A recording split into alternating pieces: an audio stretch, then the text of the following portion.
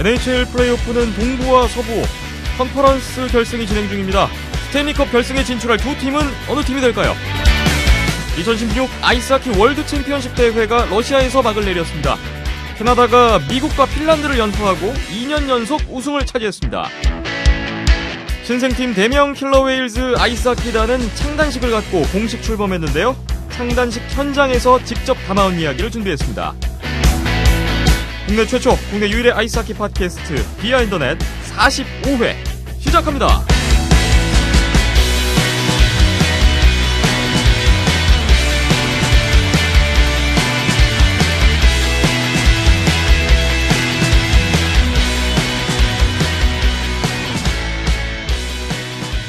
비하인드 넷 45회입니다. 오늘 5월 25일 수요일 오후에 녹음 진행되고 있습니다. 저는 김태범이고요. 박힘찬 PD, 이현섭 기자 오늘도 나오셨습니다. 안녕하세요. 안녕하세요. 네, 안녕하세요. 5월이 벌써 끝나가고요. 5월의 마지막 녹음이군요. 네. 그 5월도 뭐 시즌 끝났다고 좀 여유가 있나 싶었지만 그닥 여유로웠던 건 없는 것 같고 굉장히 바쁘게 한 달이 또 훌쩍 지나간 느낌입니다. 뭐 지내면서는 그런 걸 못 느꼈는데, 네, 다 끝나서 보니까 금방 지나갔네요. 네. 한 거 없는 것 같은데. 뭐 늘 여기 계신 분들은 하루하루 진짜 열심히 사시는 것 같아요. 아니, 딱히 그렇진 않네. 예. 박힘찬 PD가 워낙 바빠가지고 네, 표면상으로만. 네, 오늘도 굉장히 피곤해 보이는 지금 인상인데 네. 어쨌든 조금 한두 시간만 좀 집중력을 좀 더 부탁드리겠습니다. 자, NHL 플레이오프 진행 중이죠. 오늘 바로 얘기 출발해 보겠습니다. 캐나다 밴쿠버에 있는 손상호 기자 전화 연결해 보겠습니다. 손상호 기자님 안녕하십니까? 네, 안녕하십니까? 네. 컨퍼런스 파이널 오늘 동부 먼저 얘기를 해보겠는데요. 템파베이 라이트닝과 피츠버그 펭귄스의 대결이죠. 저희가 지난주에 2차전 결과까지 말씀을 드렸었고 1승 1패였습니다. 이제 3, 4, 5, 6차전까지 오늘 마무리가 됐네요. 지금 보니까 3승 3패 균형이 맞춰졌네요. 예, 뭐 사실 템파베이가 그 원정에서 벌어졌던 그 5차전을 이기면서 오늘 홈에서 열리는 6차전에서 시리즈를 끝낼 수가 있었는데 피츠버그가 좀 압도를 하면서 피츠버그 승리로 막을 내렸죠. 예. 네. 3차전 피츠버그가 잡았고 하지만 4차전, 5차전 템파베이가 접전 끝에 연승을 거두면서 이대로 시리즈가 그대로 끝나는가 싶었지만 피츠버그의 반격으로 이제 7차전 승부만이 남아 있습니다. 6차전까지 한번 경기 정리 좀 해주실까요? 뭐 정리라기보다 우선 6차전을 보면요. 우선 6차전은 템파베이 시작이 좋긴 했죠. 그 1피리어드에 그 조나단 드로잉이 선취골을 넣었는가 싶었지만은 피츠버그가 그 신의 한 수이죠. 이 챌린지를 요청했고 그 결과 진짜 정말 그 아깝게 또 드로잉이 옵사이드에 걸리면서 골이 무효가 됐거든요. 예. 그러니까 그걸 그 계기로 해가지고 경기 분위기가 완전 바뀌더라고요. 그러니까 뭐 1피리어드 때 템파베이는 그 드로잉이 그 무효가 된 그 골을 제외하고는 거의 찬스가 없을 정도였고 피츠버그는 계속 몰아치웠고요. 그래서 결국 그 1피리어드 후반쯤에 그 캐슬이 그 파워플레이 골을 넣으면서 이제 또 분위기가 피츠버그 쪽으로 넘어갔는데 그 1피리어드, 2피리어드 다 피츠버그가 밀면서 좀 피츠버그가 여러모로 좀 압도를 했던 경기인 것 같아요. 그리고 피츠버그는 어쩔 수 없이 크로스비의 팀인 것 같은 게 크로스비가 오늘도 세 번째 골을 넣었는데 이때는 3대 0이었지만 결국 그 경기가 5대 2로 끝나면서 결승골이 됐거든요. 예. 크로스비가 이번 시리즈에서 3골을 넣었는데 그 크로스비가 그 골을 넣은 경기에서 모두 피츠버그가 승리를 거뒀고 그 3골 모두 결승골이라는 게 그 피츠버그는 어쩔 수 없이 크로스비의 팀이구나 그런 게 그렇게 생각이 들더라고요. 뭐 사실 2라운드까지는 그 4라인까지도 3라인 4라인까지도 이제 공격이 좀 터졌었는데 사실 그 3라운드에서는 사실 좀 말킨도 그렇게 큰 활약을 하지 못하고 그나마 좀 캐슬 라인이 좀 잘해줬었는데 그래서 좀 공격이 그렇게 2라운드에 비해서 그렇게 좀 맞아 떨어지는 기분이 안 들어요. 피츠버그는. 그래도 크로스비가 그 2라운드에 비해서 좀 살아나면서 그나마 좀 이렇게 좀 피츠버그가 승리를 거둘 수 있었던 것 같아요. 네. 그 크로스비의 활약 변수 외에 이렇게 4, 5차전 연패 후에 피츠버그가 정말 그 기사회생했잖아요. 6차전에 네. 어떤 반전을 꾀할 수 있었던 가장 큰 포인트를 좀 하나 꼽아주시자면 어떤 게 있을까요? 우선 그 피츠버그는 사실 그 홈에서 열렸던 5차전에서 그동안 계속 선발 출장을 했었던 그 신인골리죠. 맷 머레이 선수를 갖다가 선발 출장시켰는데 4차전에서 다소 좀 부진하니까 5차전에서 원래 그 주전골이었던 마크 안드레 플로리로 교체를 했었어요. 네. 사실 결과론이긴 해요. 하지만 사실 이 결정이 플로리를 5차전에 그 내세운 결정이 그렇게 옳은 결정인 것 같지는 않아 보였거든요. 예. 사실 그 피츠버그 입장으로서는 이번 플레이오프에서는 죽이 되든 밥이 되든 결국 머레이한테 계속 믿음을 주는 것이 맞았다고 생각해요. 지금까지 한 10년 동안 10년 이상을 NHL을 봤을 때, 플레이오프를 봤을 때, 글쎄 플레이오프 초반이라면 모를까?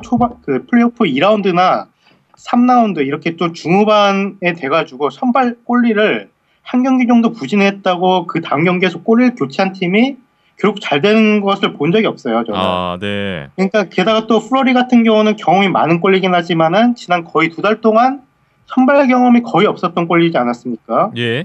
그러니까 어찌됐든 그 머레이 선수가 좀 경험이 부족한 루키 골리였다고 해도 결국 머레이 선수로 계속 밀고 갔어야 됐는데 결국 5차전 플로리로 갔다가 사실 5차전이 플로리 하나 때문에 피츠버그가 진 경기라고 할 수는 없지만은 플로리가 아니라 머레이가 골문을 지켰었다면 결과가 달랐을 가능성도 있었어요. 왜냐하면 5차전 분위기가 피츠버그가 좀 많이 좋았거든요. 예. 근데 플로리가 좀 약간 쉬운 실점을 한 2개 정도 내줬고 결국 또 그 3피리어드 후반까지도 피츠버그가 앞서고 있다가 3분인가를 남겨놓고 또 동점골 먹혔고 또 그 연장 시작하자마자 또 어떻게 보면 좀 플로리가 막을 수 있었던 골을 좀 어떻게 보면 좀 운이 없게 실점하면서 그 경기에서 패배했는데 결국 6차전에서 머레이 선수가 나와가지고 사실 그렇게 1피리어드, 2피리어드까지는 그렇게 그렇게 뭐 크게 활약할 필요도 없었다가 3피리어드 때 그 템파베이가 좀 3대0으로 지고 있다가 이제 3대2로 이제 치고 올라오면서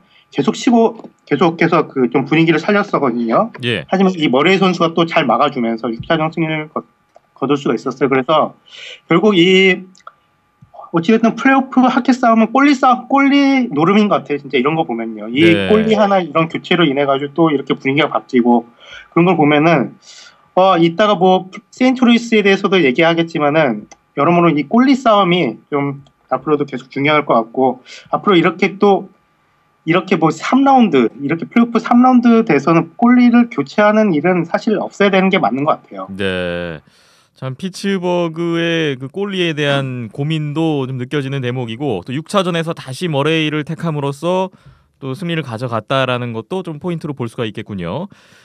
이현석 기자님은 피츠버그와 템파베이의 시리즈 6차전까지 뭐 포인트를 좀 집어주신다면 어떤 것들이 있을까요? 예, 3차전까지는 3차전 같은 경우에는 이제 피츠버그가 굉장히 잘한 경기였고 완승이라고 저는 보고요. 근데 이제 4, 5차전은 템파베이가 잡지 않았습니까? 예. 근데 여기서 이제 좀 위기 관리가 좀 빛이 나지 않았나라고 생각을 합니다.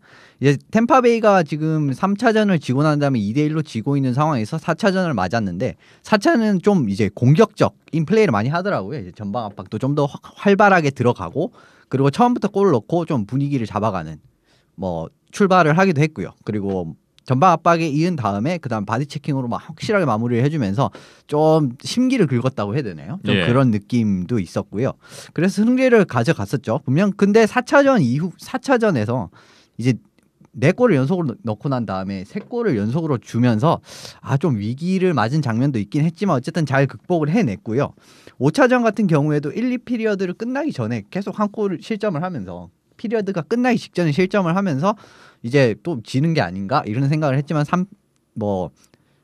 다시 또 3피리어드 종료 얼마 남기지 않고 골을 넣으면서 다시 역전승을 하는데 성공을 했고요. 예. 그리고 5차전 같은 경우에는 이제 세 번째 골을 또 허용할 위기가 있었어요. 상대방에게 2대0 상황에서 상대방에게 파워플레이를 선사하면서 세 번째 골 허용 위기가 있는데 이걸 잘 극복해내면서 역전을 해냈고요. 오늘 같은 경우도 마찬가지의 상황이었다고 저는 생각을 해요. 2대0으로 지고 있는데 세 번째 파워플레이를 잘 막아내고 득점이 났었다면 이제 지난 경기가 굉장히 유사한 흐름으로 템파베이가 어떻게 보면 이길 수도 있는 경기였다고 보는데 예. 이번 경기에서는 크로스비 선수가 세 번째 골을 득점을 하는데 성공을 하면서 결국 이제 보일 선수가 두 골을 넣긴 했지만은 결국 2대2가 됐었어야 될 상황이 3대2가 되면서 그다음에 또 실점을 했던 게 결국 패배의 원인이 됐고요. 오늘 같은 경우에는 템파베이가 굉장히 운이 없기도 했었습니다. 아까 앞서 말씀드린 바와 같이 첫 번째 골이 옵사이드 판정이 나면서 이제 골이 무효가 된 상황이 나왔기 때문에 네. 좀 운이 없기도 했었죠. 근데 공격 전개나 뭐 페널티 관리나 이런 모든 부분에서 피츠버그가 많이 우세한 경기였다고 생각해요. 어떻게 보면은 3차전에는 또 다른 완승이었다고 저는 보는데요.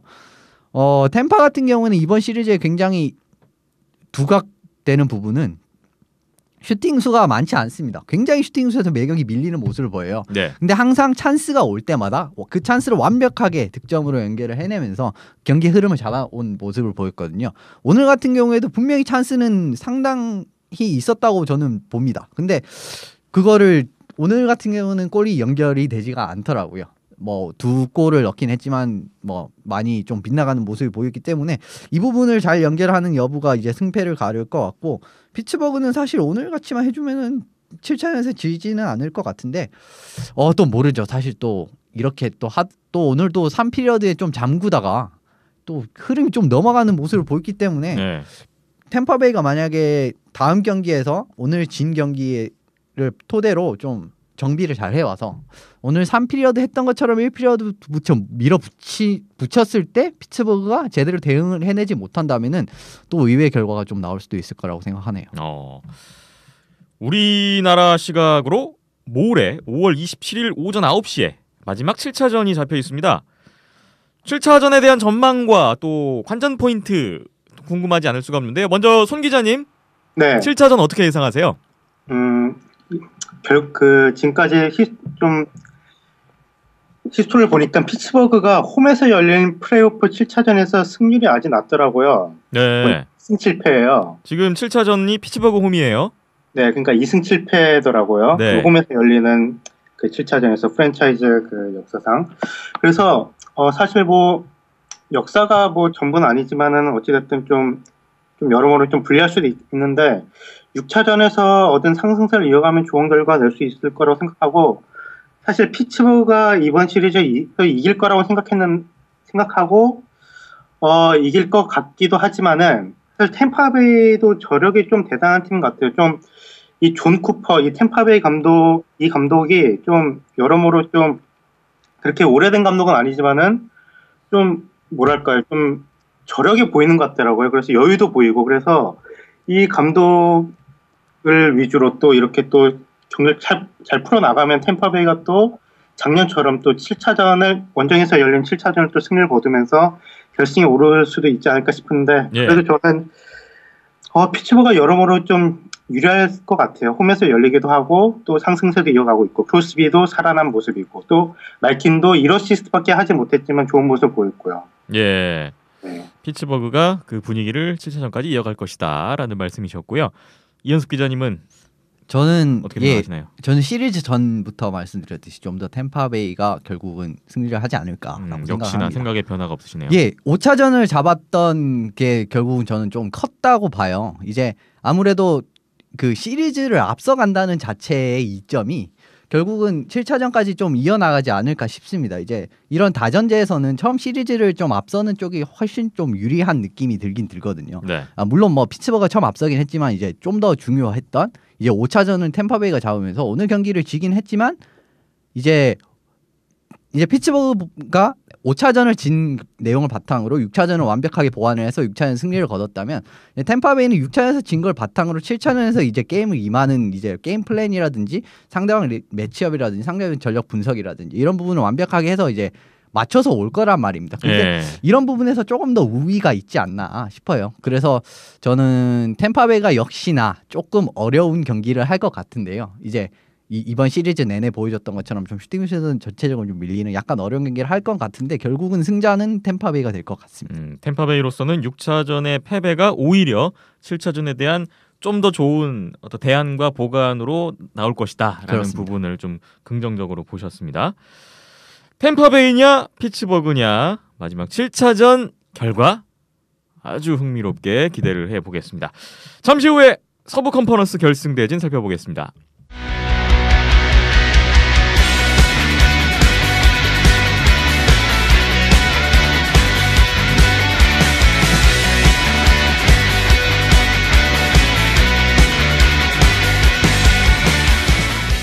네, 서부 결승은 세인트루이스 블루스와 산호세 샤크스의 대진이죠.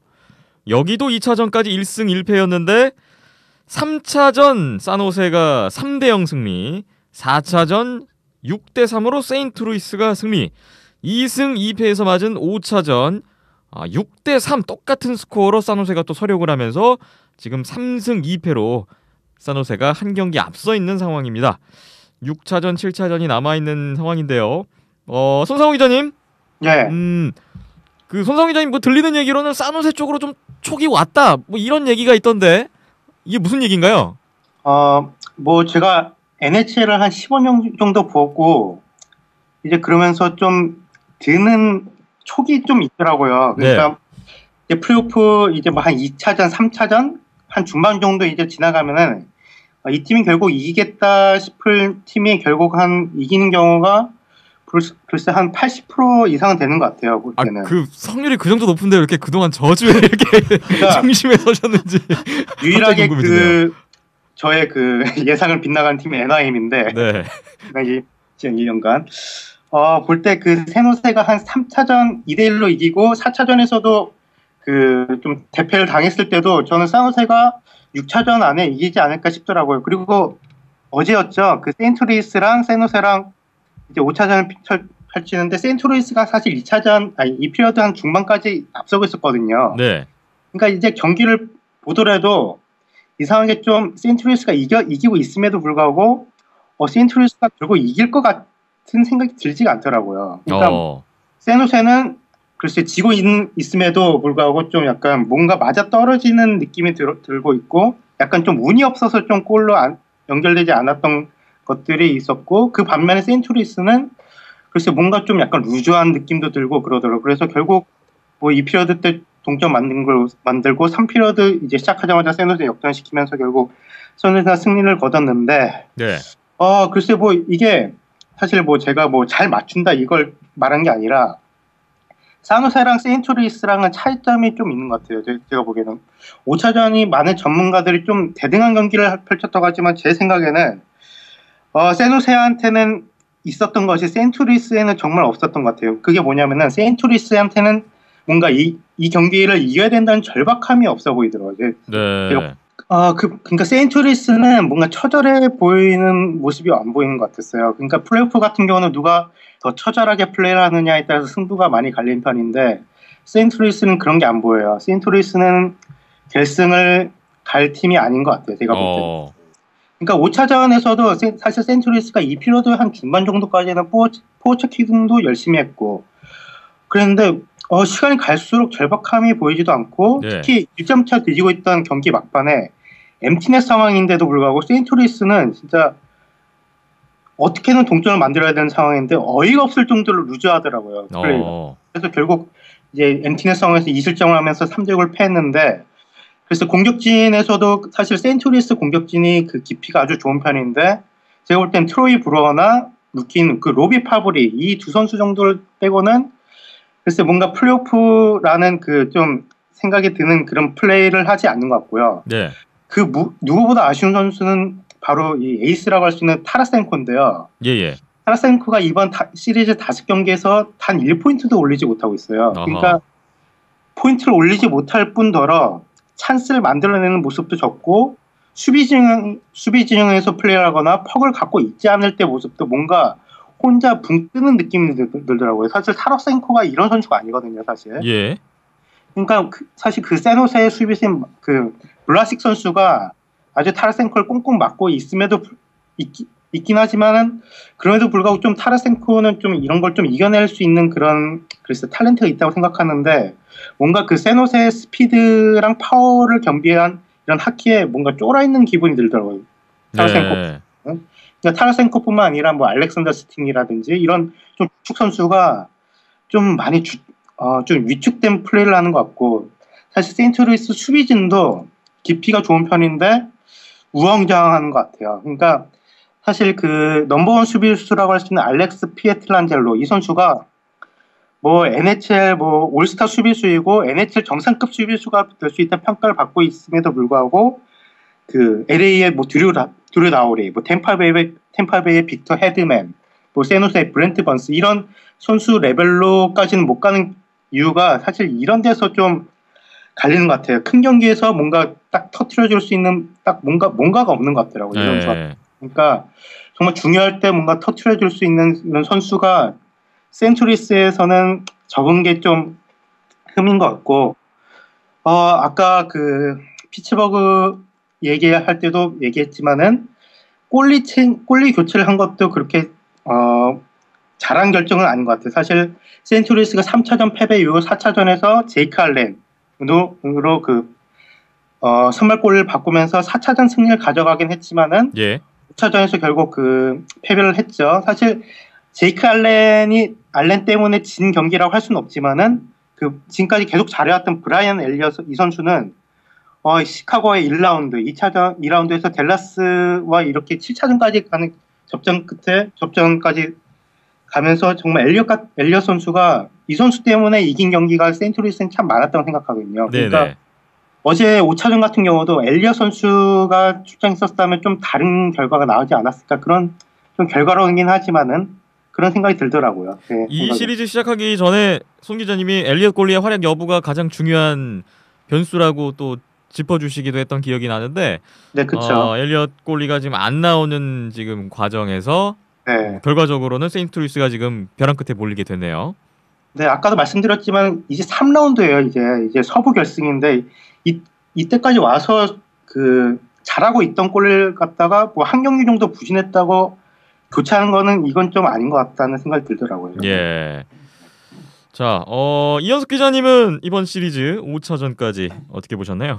예, 송 기자님 말씀 듣고 굉장히 동의했던 부분은 타라센코 부분인데요. 타라센코 선수가 거의 지금 2라운드 오베치킨 같은 좀 뭐랄까 좀 공략 전혀 어울리지 않는 좀 활약이 정말 좀 미비한 모습을 보여줘서 약간 좀 저는 개인적으로 약간 실망한 모습을 보이고 있다고 생각하는데 좀 더 잘 해야 될 것 같고요. 이제 3차전, 4차전 같은 경우를 보면은요. 이제 양 팀이 한 경기씩 주고 받았는데 중요한 득점이 나온 쪽인데 한 라인이 좀 중요한 득점을 한쪽에서 모두 승리를 거두는 모습이 나왔습니다. 이제 손튼 라인이 이제 득점을 해서 3차전을 산호세가 잡았고 4차는 이제 뭐 브로지액이라든지 뭐 체킹 라인에서 활약하고 있는 브로워 선수가 득점을 한쪽이 승리를 잡았거든요. 이제 5차전 같은 경우를 봤을 때는 양 팀이 공격을 풀어나가는 과정은 굉장히 비슷했습니다. 이제 퍽을 일단 깊게 집어넣고요. 포워드들이 전방 압박을 통해 가지고 턴오버를 만들어서 득점을 한다든지 아니면은 먼 거리에서 친 포인트 슛 이후에 상황이 있죠. 그러니까 뭐 방향을 바꾼다든지 리바운드를 노린다든지 뭐 이런 득점 루트를 주로 양 팀 다 활용을 하더라고요. 근데 이러한 공격에서 더 많은 슛을 득점으로 연결했던 쪽은 역시 산호세였던 것 같습니다. 왜냐하면 이쪽에는 역시나 NHL 거의 최고의 포인트 슈터라고 할 수 있죠. 브렌트 번 선수가 있고 그리고 그 슛을 완벽하게 NHL에서 거의 최고의 디플렉션, 팁인을 제일 잘하는 선수가 아닐까 싶어요. 조 파벨스키 선수가 있기 때문에 이 부분에서 좀 더 강점이 나왔다고 저는 생각을 했고요. 3대6이었지만 MT넷 2골이 있었기 때문에 사실상 한 골차 게임이었다는 것을 생각을 해보면은 6차전 역시 쉽게 끝나지는 않을 것 같습니다. 왜냐하면 팀 다 생각보다 5차전 풀어나가는 컬러가 굉장히 비슷하더라고요. 그래서 이 부분에서 누가 이제 또 동일한 공격 패턴에서 누가 더 득점을 많이 하느냐 싸움이 될 것 같고요. 세인트루이스 같은 경우는 지금 말씀해 주신 바와 같이 지금 두 골리가 모두 흔들리는 모습을 보여주고 있거든요. 근데 오늘 새벽에 있었던 인터뷰에서 이제 그 케니치콕 감독이 6차전은 엘리엇 선수가 나올 것이다라고 이미 단언을 했어요. 이야기를 한 상황이기 때문에 이 부분에서 엘리엇이 기대에 부응을 하는 것이 무엇보다 이제 중요할 것이라고 생각을 하고요. 그 이전에 지금 수비가 사실 너무 좀 불안합니다. 막 좀 상대방에게 너무 좀 쉬운 슛 같은 것도 좀 내주는 감이 있고 수비가 이렇게 불안한 팀이 아닌데 이런 상황이 나온다는 것은 세인트루이스 입장에선 정말 최악의 상황이기 때문에 네. 이 부분에서 좀 정비가 필요할 것 같고요. 근데 산호세 공격이 정말 만만치 않기 때문에 이걸 막기도 쉽지가 않아 보입니다. 또 보이는 것도 사실이네요. 네. 6차전이 산호세 홈에서 펼쳐지게 되는데 아까 그 손 기자님 말씀 토대로 이제 보면 일단 촉을 산호세 쪽으로 잡고 계시고 또 거기에 세인트루이스의 어떤 전력적인 측면보다는 좀 어떤 경기에 임하는 자세, 뭐 멘탈적인 측면에서 좀 많이 아쉽다 이런 말씀을 주신 걸로 봐서는 뭐 산호세가 이길 것이다라고 점쳐 주시는 것 같아요. 엘리엇 골리가 일단 나온다고 하는데 6차전 세인트루이스가 어떻게 좀 정신무장을 다시 할 수가 있을까요? 글쎄요, 제가 그 1차전, 2차전, 3차전까지 그 세인트루이스가 사실 2차전을 이기긴 했지만 이길 경기가 아니었거든요, 사실 2차전도. 네. 그래서 좀 4차전 좀 대승 거두면서 좀 반전을 일으킨가 싶었는데 사실 3차전에서 6대3 대승이었거든요, 세인트루이스가. 그러니까 예. 세노스 입장에서는 대패를 당했잖아요. 그러니까 어떻게 보면 플레이오프에서 그 이런 좀 대패를 당한 것이 어떻게 보면 좀 다음 경기를 위해 가지고 도움이 되는 경우가 상당히 많이 벌어져요. 그래서 네. 세노세 같은 경우도 이런 것 같은데 세노세가 예전 같았으면 이렇게 좀 대패를 당하고 좀 무너지는 경우가 있었는데 이제 세노세가 뭔가 좀 이제 여러 가지 그 실패를 겪으면서 이런 걸 좀 초월한 것 같은 느낌이 들더라고요. 그래서 세노세가 이전까지 좀 플레이오프에서 유난히 좀 약했던 모습의 세노세는 이제 좀 없어지는 것 같고 사실 뭐 저는 6차전에서 세노세가 이번 시리즈를 끝낸다고 보거든요. 예. 제 생각에는 그 6차전에서 그냥 세노세가 대승을 거둘 것 같아요. 대승을 거두면서 끝날 것 같은데 그건 제 예상은요. 네. 또 세인트루이스가 만약에 또 6차전 어찌됐든 간에 승리를 해서 또 7차전 간다고 해도 저는 세노세가 이긴다고 보는데 우선 세노세가 제가 그 우승으로 꼽는 이유는 그 세노세 이전까지 약점은 스타 공격수들이 많은 데 비해서 선수층이 얕았고 좀 약간 뭐랄까요 좀 꾸준히를 도맡아 하는 선수가 없었던 것이 흠이었는데 글쎄요 이번 세노세는 확실히 달라 보여요. 이번 뭐 파벨스키, 조 똘튼, 로간 코츠 이런 선수 에이스급 선수들뿐만 아니라 뭐 주엘 워드, 뭐 스니급 선수들인 토마스 허럴, 유나스 돈스코 이런 선수들도 너무 잘해주면서 공격진 깊이나 뭐랄까요 공격진에 좀 약간 끈끈함도 많이 생겼고 예. 또 골린 마틴 존스가 1라운드에 그 에릭 킹스 골린 조나단 퀵 2라운드에서 레이시빌 피카리네 이런 선수 같이 좀 리그 정상급 골리들 상대로 우위를 보이더니 3라운드에서도 골리 싸움에서 점유를 보이고 있잖아요. 그래서 골리 싸움에서도 확실히 앞서고 있는 것 같고요. 그래서 세노세가 여러모로 전체적으로 볼 때 6차전이든 7차전이든 전 6차전에서 끝내지 않을까 싶지만은 어찌됐든 간에 세노세가 창단 처음으로 결승을 하지 않을까. 예. 네. 세인트루이스를 응원하시던 송 기자님도 산호세의 어떤 강한 전력에는 이제 수긍을 하시는 그런 모습이군요. 예. 네. 저희가 녹음 들어오기 전에 저희끼리 이제 나눈 얘기에서 손상호 기자님이 피츠버그가 7차전에서 승리를 할 것이고 산호세는 6차전에서 승리를 할 것이다. 네. 이 두 가지 예상을 하시면서 이 두 가지 중에 하나라도 틀리면 나는 10,000원을 기부하겠다. 이런 공언을 하셨다면서요? 예, 뭐 하나라도 틀리면은 그러니까 그 정도로 좀 자신이 있으시다는 얘기인데요, 지금 그 뭔가 정도로? 자신 있다기보다 네. 글쎄 좀 촉이 느껴지더라고요. 촉이, 예. 그래서 어디에다가 기부를 하시려고? 저희 온더스포츠에 한번 기부해 주시면 안 될까요? 저희 하나라도 틀리면? 스포츠 다음 저희 그 팟캐스트 녹음비를 내가 낼까요? 제가 녹음실 사용료로 어떻게 한번 아니면은 만약에 제가 다 맞추면은 네. 글쎄요. 뭐 다음 주는 뭐 손상호의 비하인드 넷 박준현 PD 어떻게 생각하십니까? 맞추시면은 다음 주 한 주 쉬게 해드리겠습니다. 휴식? 손 기자님이 원하는 게 뭔지는 제가 자세히 모르기 때문에 따로 한번 얘기를 좀 나눠봐야 될 것 같습니다. 자, NHL 플레이오프 각 컨퍼런스 결승 오늘 얘기를 나눠봤습니다. 다음 주에 저희가 녹음 예정이 지금 며칠인가요? 6월 1일이죠? 네. 6월 1일인데 이제 그때는 스탠리컵 결승이 막 시작될 무렵이에요. 1차전이 네. 1차전이 끝났을 때네요. 예정상으로. 1차전이 끝났더라고요. 예. 네. 그래서 아마 다음 주에는 전혀 다른 대진을 갖고 또 얘기를 하게 될 텐데 이 오늘 그 두 분의 예상, 특히 손상호 기자님의 이 기부를 건 예상 결과 아주 기대가 됩니다. 네. 네, 오늘 뭐 미리 뭐 샌노세 피츠버그 결승 뭐 프리뷰 가죠 그냥. 너무 확신에 차 있습니다 지금. 네. 세인트루이스를 버리셨어요. 자, 어쨌든 다음 주에 아주 네. 기대가 되는데요. 기대감과 함께 오늘 보내드려야 될 것 같습니다. 오늘 아주 확신에 찬 말씀 잘 들었습니다. 고맙습니다. 네, 다음 주에 뵙겠습니다. 네, 감사합니다.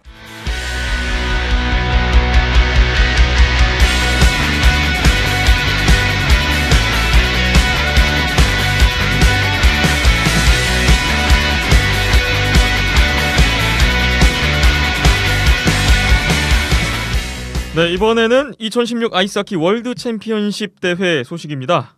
5월 6일에 시작해서 5월 22일까지 러시아에서 열렸던 탑 디비전 대회 막을 내렸습니다.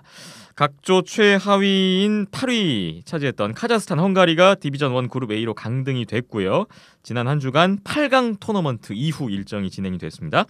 저희가 조별리그 지난주에 살펴드렸고 오늘 이제 토너먼트 얘기를 해볼 텐데 먼저 8강전 각조 1위에서 4위 팀들이 올랐죠. 지금 결과 먼저 살펴드리면 핀란드가 덴마크 5대1로 승리를 거뒀고요. 러시아가 독일에게 4대1 역전승을 거뒀습니다. 캐나다가 스웨덴에게 6대0 완승. 여기까지는 다 예상했던 대로 흘러갔는데 딱 한 경기가 좀 예상에서 범주에서 벗어났던 것 같아요. 체코와 미국의 대결. A조 1위로 올라온 체코 그리고 B조 4위로 턱걸이했던 미국. 체코의 우세를 점쳤지만 슈트아웃까지 가는 승부 끝에 2대1로 미국이 승리를 거뒀습니다. 예, 체코가 좀 더 유리할 거라고 저는 생각을 했어요. 이번 미국이 사실 조별 예선에서 보여줬던 모습도 막 그렇게 압도적인 모습이 별로 없었고요. 그리고 지난주에 말씀드렸듯이 로스터 전반적인 이제 선수 구성 자체가 미국이 이제 좀 기합을 넣고 나오지 않았기 때문에 저는 체코가 이기지 않을까 싶었고 좀 더 체코가 뭐 찬스 같은 것도 굉장히 괜찮았다고 보는데 결국 뭐 제대로 득점을 해내지 못하면서 예. 그 골도 이제 페널티샷으로 넣은 골이었거든요. 이제 이러면서 결국은 패하게 되었네요. 그리고 오스트 매튜스 선수가 갑자기 이제 2피리어드 동점골도 넣었고 그리고 이제 연장에서도 결국은 실점을 하지 않았기 때문에 슈트아웃에 갔는데 슈트아웃에 가면 이제 여기서부터는 전혀 알 수 없는 상황이 나오는 것이기 때문에 슈트아웃에서도 결국 오스트 매튜스 선수가 결승골 경기를 결정짓는 골을 넣으면서 승리를 안기는 장면이 나와서 미국 팬들은 오스트 매튜스 선수를 많이 기대하고 그리고 토론토 메이플리프스 팬들도 예. 매튜스 선수를 많이 기대하지 않을까 싶었던 8강 경기였습니다. 이번 신인 드래프트 NHL 1순위가 기대되는 오스틴 매튜스 선수가 정말 기대했던 만큼의 그렇습니다. 어떤 임팩트를 보여줬던 체코와의 8강전 경기였습니다. 이어진 4강전 미국과 캐나다가 만났어요. 이 매치업은 뭐 워낙 두 팀이 라이벌이다 보니까 관심이 갈 수밖에 없는데 글쎄요, 뭐 전력상으로는 캐나다가 쉽게 이기지 않을까 싶었지만 결과는 접전이었네요. 4대3 한 골 차로 캐나다가 승리를 했습니다. 예, 굉장한 접전이었고요. 캐나다가 쉬운 승리가 절대 아니었습니다. 그 득점 상황에서도 보시다시피 전혀 쉬운 경기도 아니었는데다가 슈팅 수는 심지어 미국이 앞설 정도로 예. 굉장히 기합을 놓고 미국이 임한 경기가 아니었나 싶어요. 상대적으로 전력은 당연히 열세였고요. 뭐 선수진의 구성이라든지 조별 예선을 통과하는 모습이라든지 뭐 8강전에서의 그런 모습이라든지 모든 부분에서 캐나다가 손을 들어줄 거라고 생각했는데 결과를 보니 그렇지는 않았습니다. 이제 게다가 심지어 2피리어드에는 3골을 연속으로 넣어서 잠깐이나마 리드를 잡았던 상황도 있었거든요. 예. 그 상황에서 이제 그 더 하키뉴스의 이제 기자로 있는 켄 캠벨 씨가 트윗을 남겼는데 미라클 시즌 2가 되는 거 아니냐.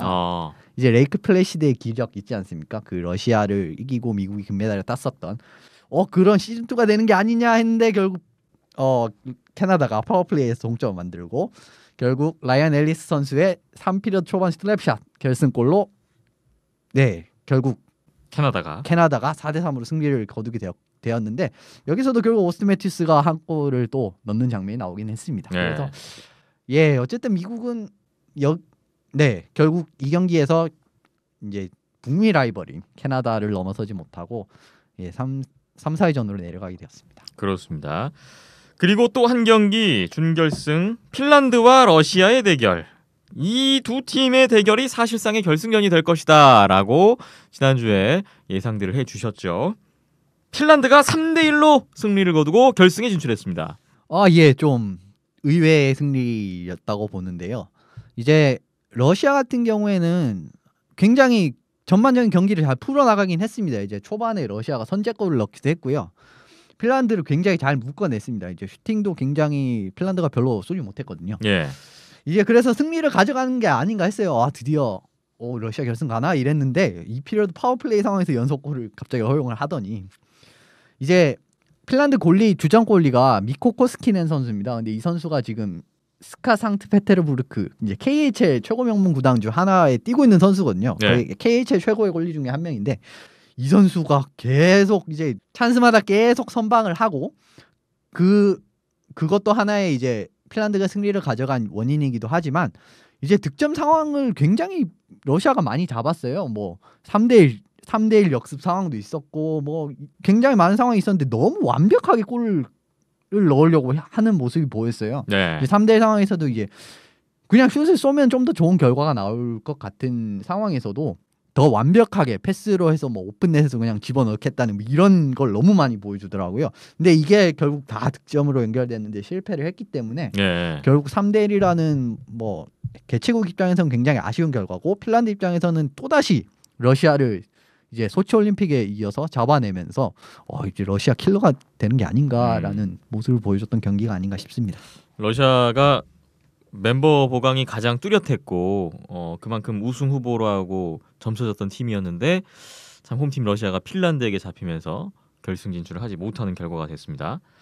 그렇게 해서 결승전이 캐나다와 핀란드가 만나게 됐습니다.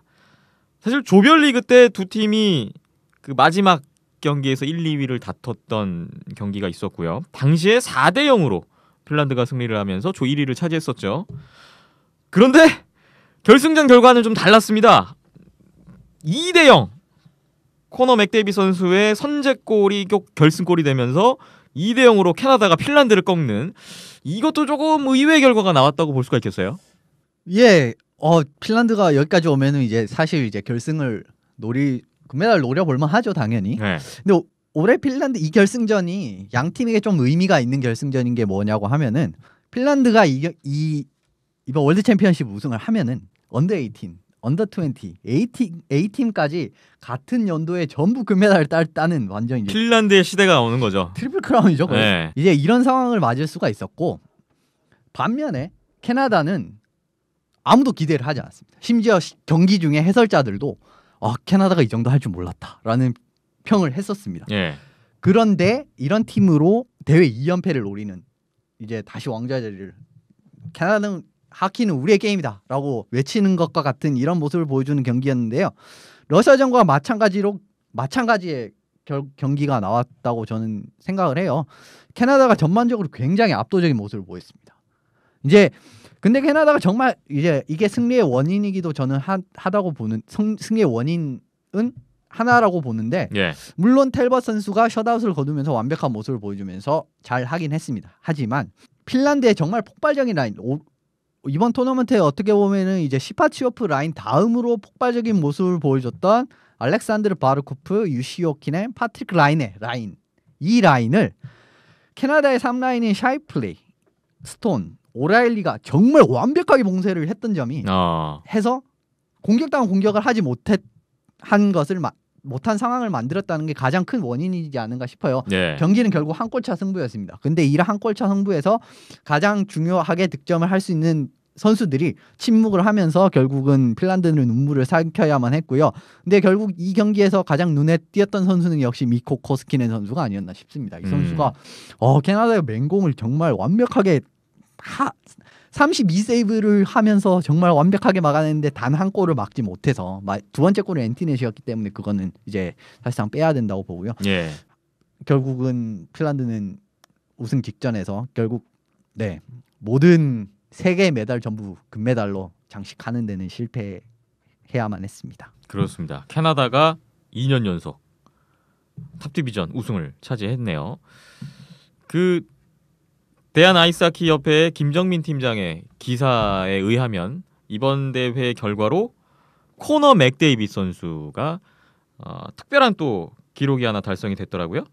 그 18세 이하 월드 주니어 챔피언십 우승을 경험했고요 이미.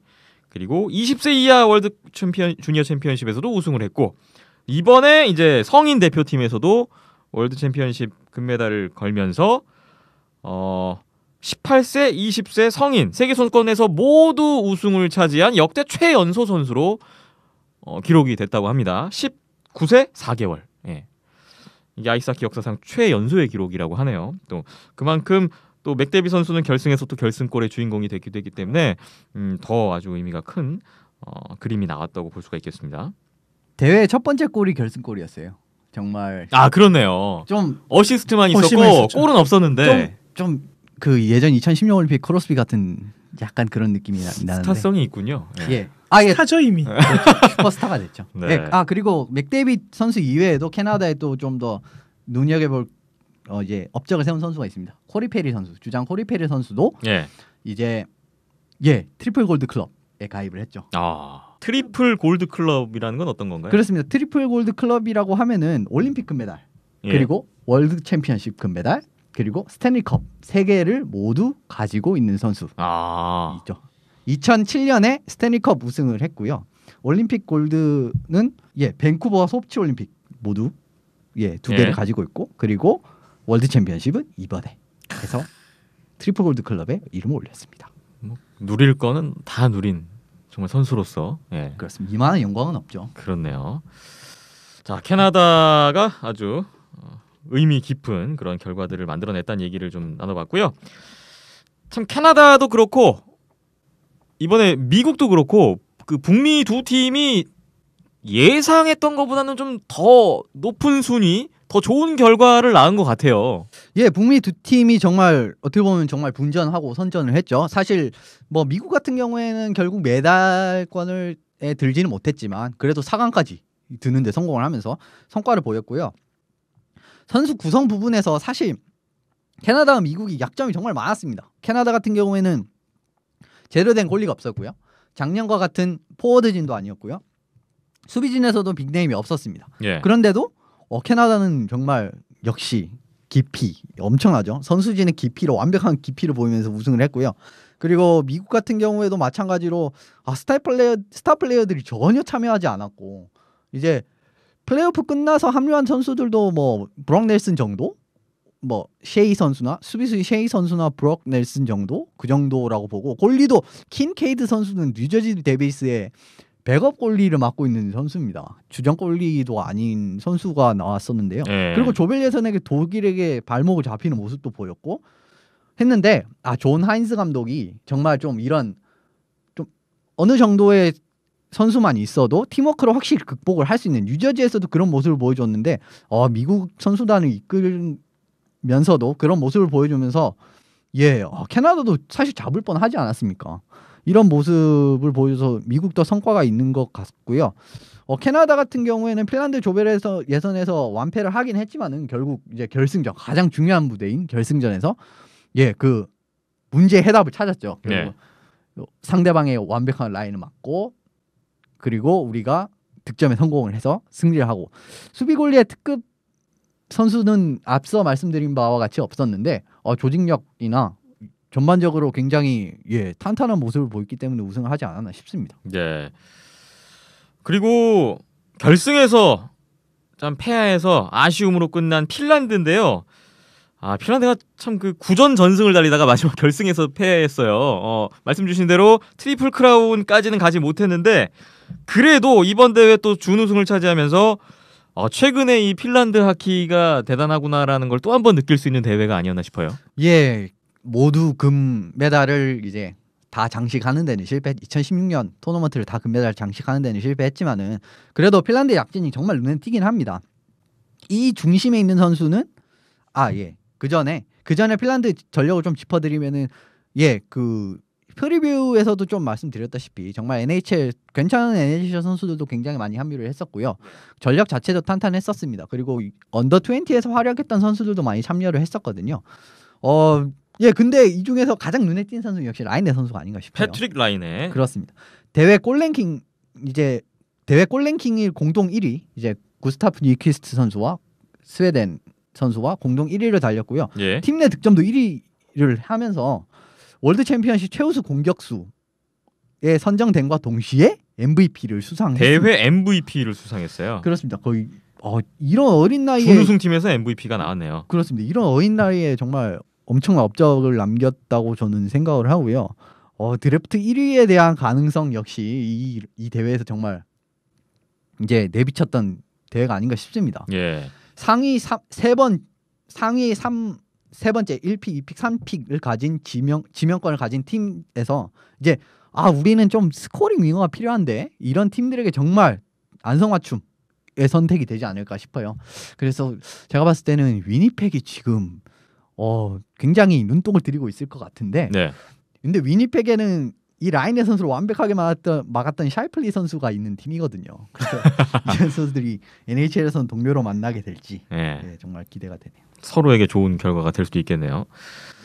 그리고 마지막으로 이번 대회 거치면서 또 종료 후에 바로 또 일자리를 찾은 선수들이 있다고요? 예, 아무래도 이제 또 이런 대회가 지금 NHL 자체가 이제 셀러리 캡이 정말 중요한 리그가 되면서 효율이 좋은 선수가 정말 필요합니다. 가성비를 많이 따지게 됐죠. 그렇습니다. 파나린 선수가 굉장히 대표적인 예시라고 할 수가 있는데요. 예. 파나린 선수도 스카 월드 챔피언십에서 좋은 모습을 보이면서 이제 시카고로 넘어갔어서 잘했던 케이스고요. 근데 이번에도 이런 선수가 벌써 지금 한 3명 정도 나온 것 같습니다. 어떤 선수들인가요? 이제 헝가리에게 역사적인 1승을 안겨줬던 골리가 있지 않습니까? 아담 베이 선수인데요. 예. 이 선수가 미네소타 와일드와 계약을 했다고 하네요.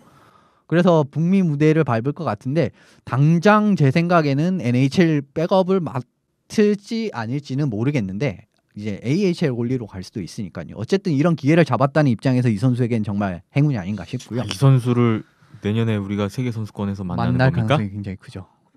예. 그리고 체코에 이제 KHL을 뛰고 있던 미할 캠프니라는 선수가 있습니다. 근데 이 선수는 지금 시카고 블랙호크스와 계약을 했다는 이제 이야기가 있고요. 또 이번 대회 포인트 1위를 기록했던 바딤 시파치오프 선수 있지 않습니까? 예. 이 선수는 이제 몬트리올이 노리고 있다고 하네요. 시카고가 아니고요? 네. 제가 개인적인 마음 같아서는 시카고에서 보고 싶은데 네. 이제 다시 NHL에서도 이 선수들이 만나가지고 얼마나 좋은 모습을 보일 수 있는지 이걸 보고 싶은데 몬트리올행 루머가 있습니다. 거의 몬트리올이 거의 눈독을 들이고 있는 것 같더라고요. 네. 그래서 아마 이 선수도 NHL에서 볼 수 있지 않을까 싶습니다. 그렇군요. 자, 2016 아이스하키 월드 챔피언십 캐나다의 우승과 함께 또 그 뒷이야기들을 쭉 이현석 기자님과 얘기를 나눠봤습니다. 이제 탑 디비전 대회도 끝났고 올 시즌 올해의 그 굵직한 세계 선수권 대회들은 다 이제 마무리가 된 상황이 됐네요. 자, 내년에 또 이제 팀 간의 어떤 디비전별 이동도 있고요. 또 이 판도가 또 어떤 변화를 일으킬지에 대한 기대감도 더 커지는데 기대를 해보면서. 내년 대회 하니까 갑자기 생각난 게 IHF도 지금 룰을 바꿀 예정이라고 합니다. 3대3 연장을 도입한다고 하네요. 세계 선수권 대회에서요? 그렇습니다. NHL과 마찬가지로 챌린지는 안 한답니까? 근데 이제 토너먼트에 진입을 했을 때는 10분 연장이기 때문에 4대4 연장을 한다고 하고요. 네, 그렇군요. 내년 또 대회 또 아주 재밌는 요소가 또 추가가 될 것 같네요. 예. 자, 월드 챔피언십 대회 얘기까지 나눠봤고요. 잠시 쉬었다가 45회 마지막 소식 전해드리겠습니다.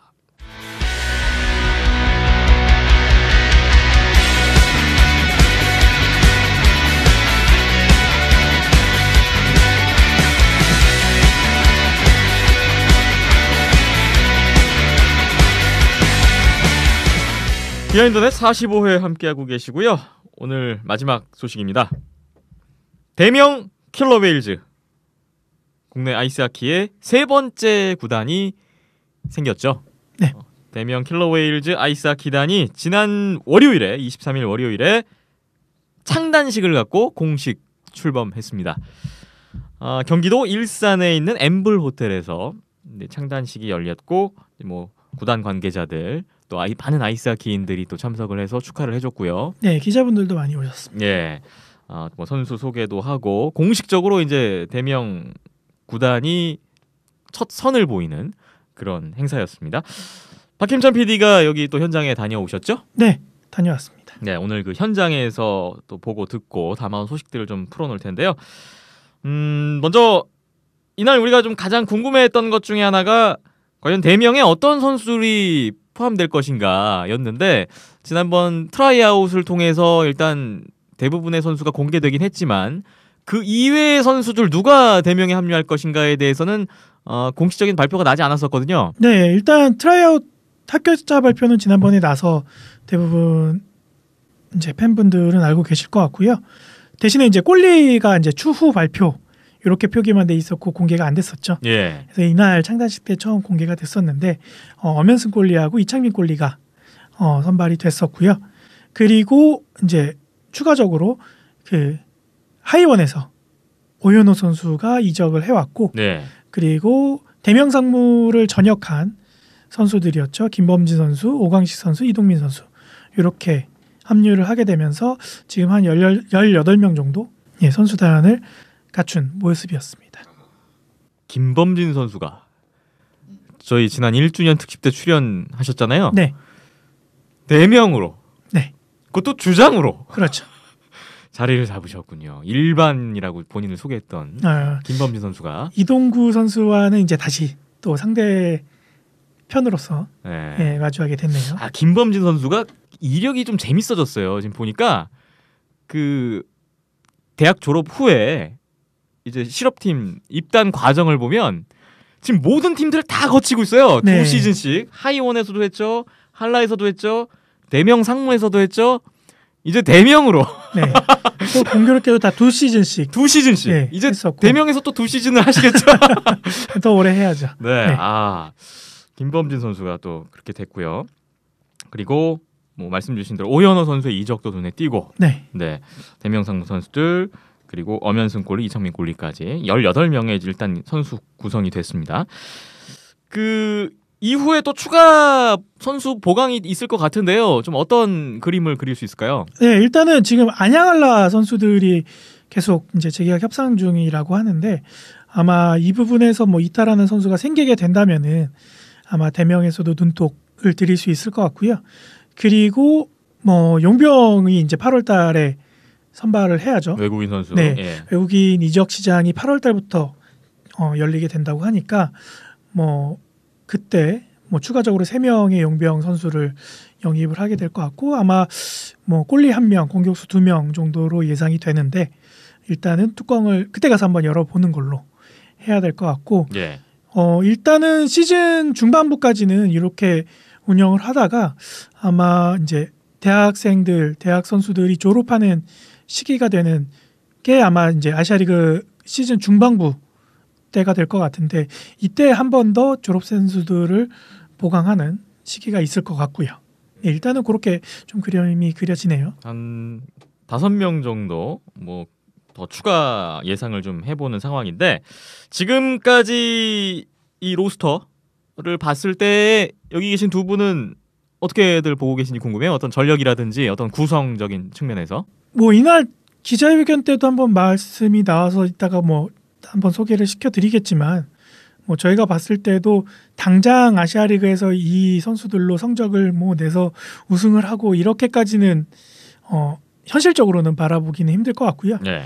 예, 하지만 이제 장기적인 측면에서 좀 바라본다고 하면은 전체적으로 이제 선수들이나 코칭 스텝이 젊다 보니까 네, 당장보다는 앞으로 3, 4년 뒤를 더 내다보고 기대할 수 있는 선수 구성이 아닌가 싶습니다. 예, 지금 로스터를 전반적으로 봤을 때는 좀 어린 선수가 굉장히 많더라고요.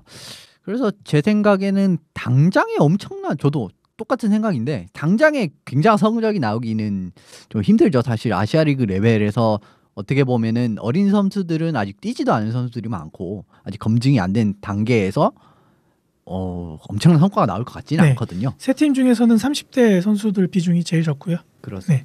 20대 선수들이 제일 많고. 그만큼 이제 체력적인 이제 우위 이런 부분을 살려가지고 열심히 뛰어서 좀 성과를 항상 하루하루 성과를 내는 그런 방안을 내는 게 좋을 것 같고요. 예, 뭐 한 경기, 젊어서 한 경기. 체력적인 부분이 좋겠다라고도 생각할 수 있는데 또 제 개인적인 생각으로는 이제 아시아리그 팀들 외에 대학교 팀들이나 아니면은 독립구단이나 뭐 이런 팀들 중에서는 대부분 이제 국내 대회를 소화하게 되는데 국내 대회가 1년에 10경기 안팎이다 보니까 예. 오히려 체력적인 부분은 지금 실업팀에서 뛰고 있는 30대 선수들이 더 좋다고 보고요. 이 부분을 얼마만큼 메워서 체력을 길러내느냐, 그래서 한 시즌을 끝까지 내달릴 수 있느냐가 올 시즌의 최대 관건이 되지 않을까 싶고요. 뭐 일단은 지금 선수들은 창단식 이전 전주부터 이미 체력 훈련에 돌입을 했다고 하더라고요. 그래서 예. 국가대표 선수들은 진천에 내려가서 훈련을 하고 있고 나머지 선수들은 따로 감독과 트레이너의 지도에 따라서 체력 훈련을 갖고 있다고 합니다. 그렇군요. 이날 창단식 뭐 공식적인 일정에 대해서 진행이 됐는데 뭐 가장 주목할 만한 어떤 순서는 기자회견이 아니었나 싶은데요. 이날 그 기자회견에 참석한 구단 관계자가 일단은 권광수 단장, 네. 그리고 송치현 감독, 네. 김범진 선수 주장이죠. 예, 거기에 이제 구단주죠. 구단주까지 이제 네 분이 참석을 해서 뭐 본인들의 얘기도 하시고 또 질의응답도 있었고 했는데요. 그 중에서 저희가 좀 주목했던 부분은 바로 앞서도 얘기가 나왔는데 이 전력, 성적에 관한 좀 우려의 시선이 있습니다. 네, 기자회견 첫 질문이었고요. 네, 역시 신생팀이다 보니까 물론 기대치는 높지 않은 건 사실인데 그래도 신생팀이 첫 시즌에 몇 위를 하느냐, 몇 승을 거두느냐는 또 중요할 수밖에 없어요. 그렇죠. 뭐 예. 일단 글쎄요, 뭐 그게 그렇게 뭐 무엇을 전체적인 뭐 리그의 수준을 감안했을 때도 우선순위를 두느냐에 따라 다를 것 같은데 예. 일단은 얼마만큼 인내심을 갖고 보느냐가 이제 그런 기준의 가치 척도 뭐 그 정도가 될 것 같은데 네. 일단은 구단주와 감독님의 생각은 이러했다라고 말씀을 했으니까 네. 한번 들어보시고 오시죠. 네. 권광수 단장과 송치현 감독 대명 킬러 웨일즈의 이 성적에 대한 우려의 시선에 대해서 어떤 생각을 갖고 계신지 얘기 들어보겠습니다.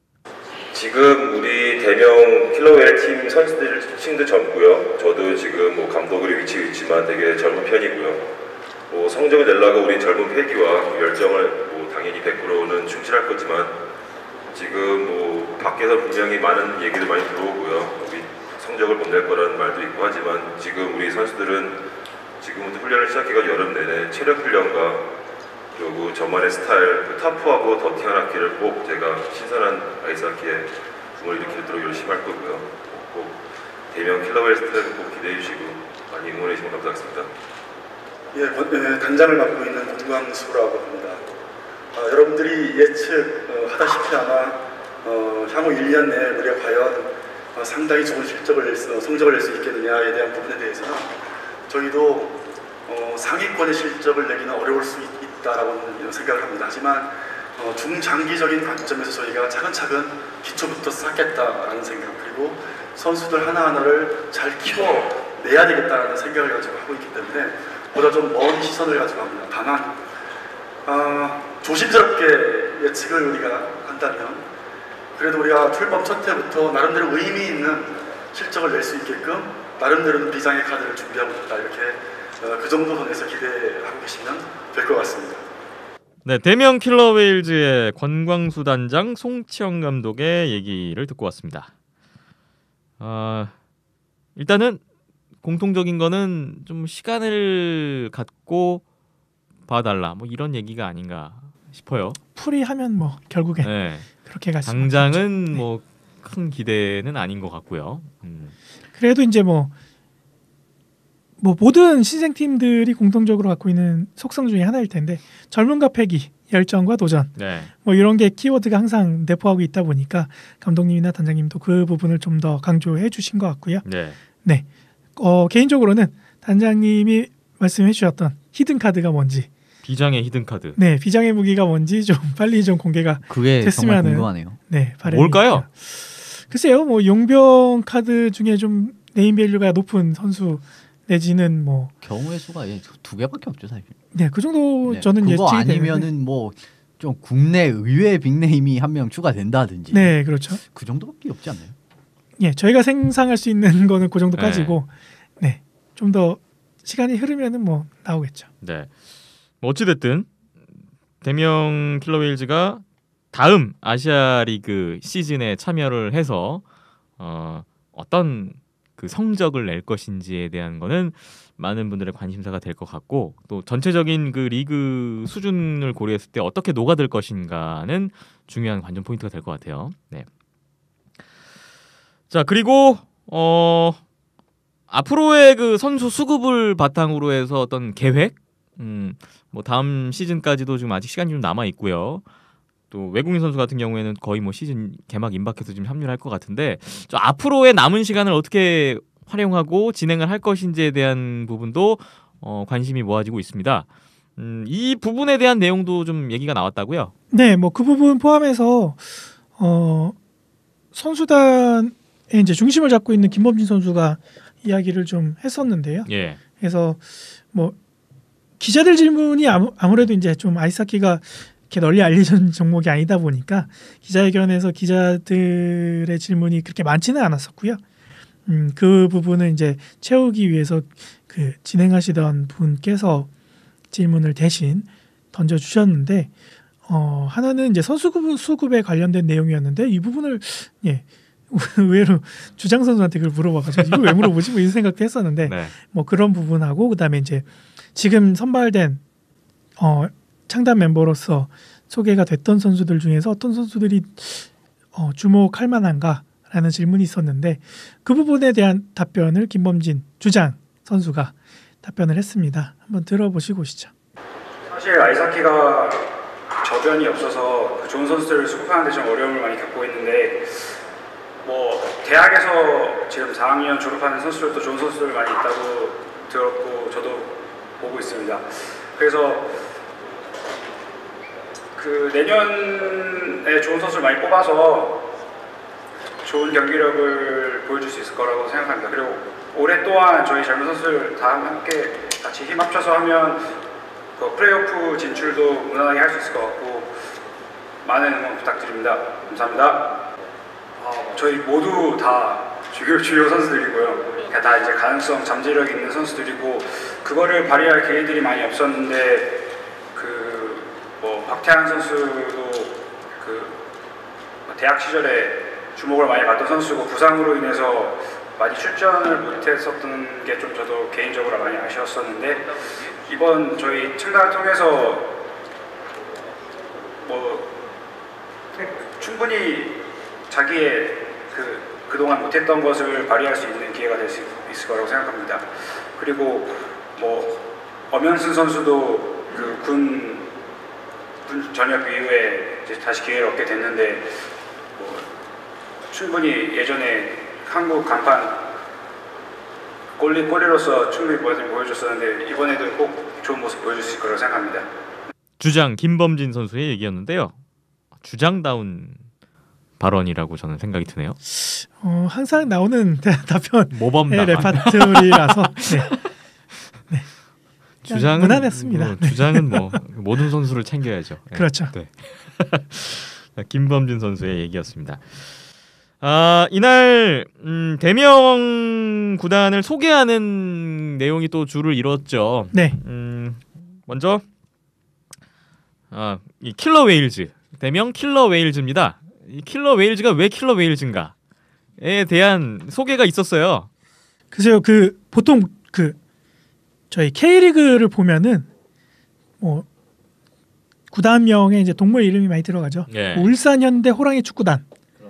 네, 뭐 그런 식으로 들어가는데, 킬러 웨일즈 하면 좀 생소하게 느끼실 분들이 많을 법해요. 네. 뭐 개인적인 바람이었으면은 대명 범고래 아이스하키단 이렇게 했으면 어떨까라는 생각도 했었는데, 네. 네, 킬러 웨일즈가 범고래라는 뜻이고요.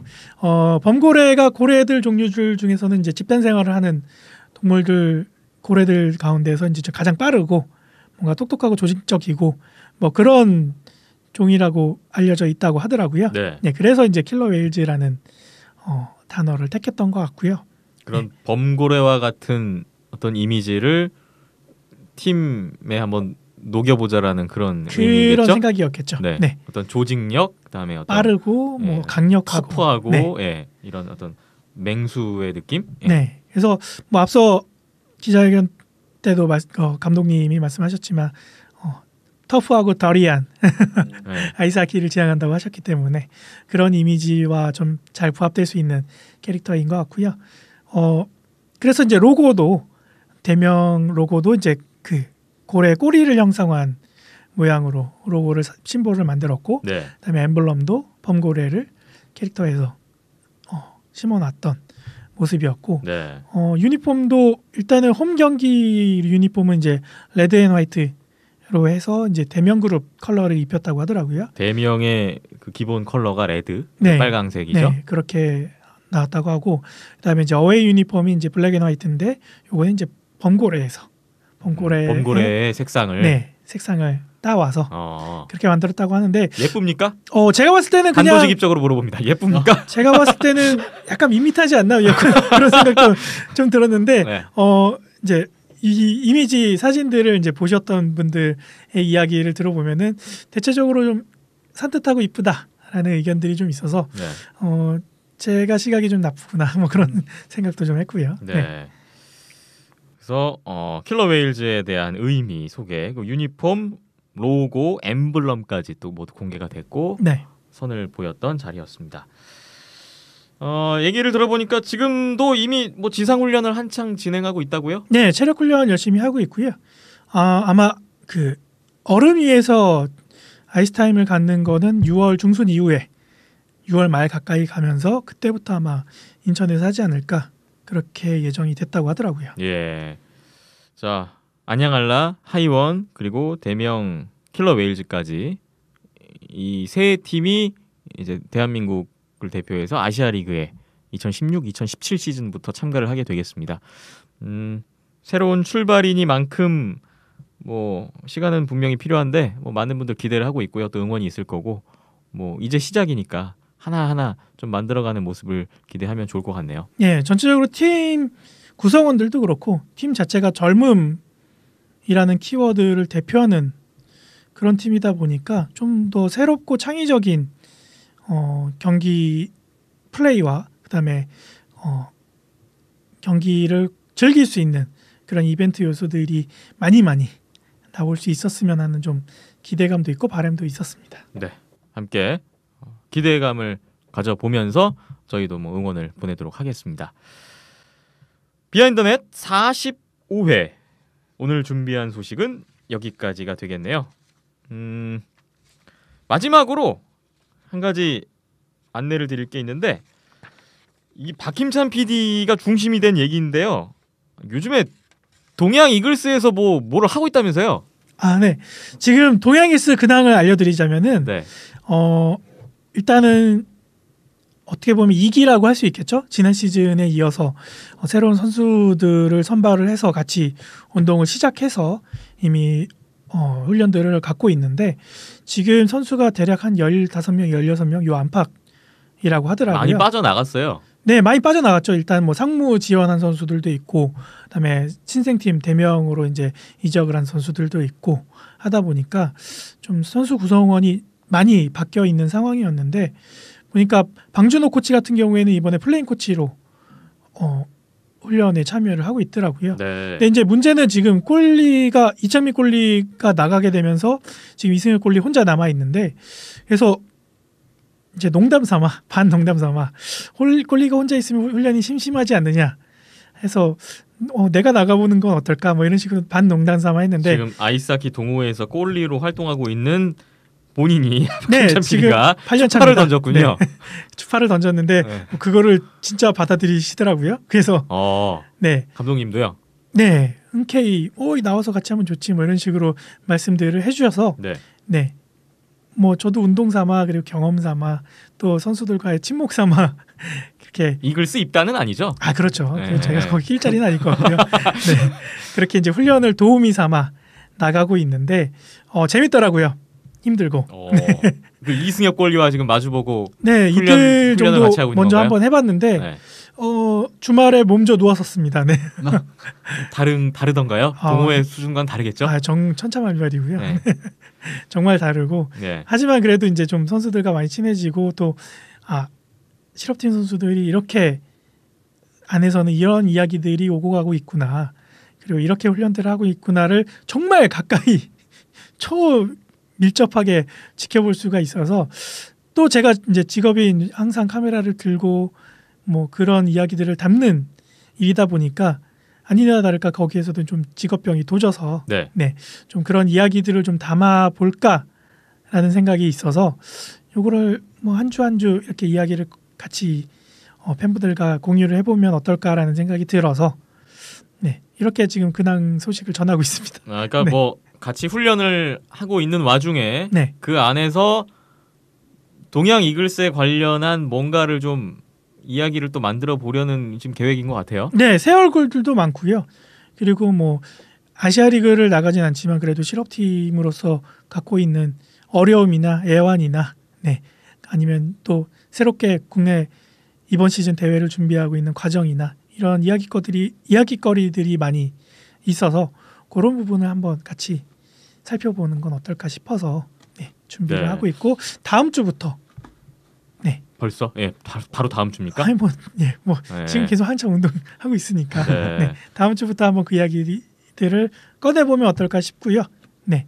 그리고 이제 또 한 가지로는 작년에 저희가 이제 또 마찬가지로 대명도 쫓아갔었고 뭐 폴란드도 같이 가서 유로 챌린지도 담아왔었고 뭐 대명상무 안양알라 그간에 이제 이야기들을 많이 담아서 경기들은 많이 소개가 됐었는데 그 안에 비하인드 넷과 같이 그런 경기장 뒤편의 이야기들은 공개가 되지 않았었는데 그런 이야기들도 뭐 좀 많이 철이 지나긴 했지만 그 이야기들도 다음 주부터 하나하나 꺼내보면 어떨까라는 생각이 들어서 뭐 비시즌이긴 하지만 뭐 한창 뜨거운 여름이 이제 다가왔지만 그래도 좀 시원하게 팬분들과 즐겨볼 수 있는 거리가 뭐가 있을까 생각을 해보다가 이렇게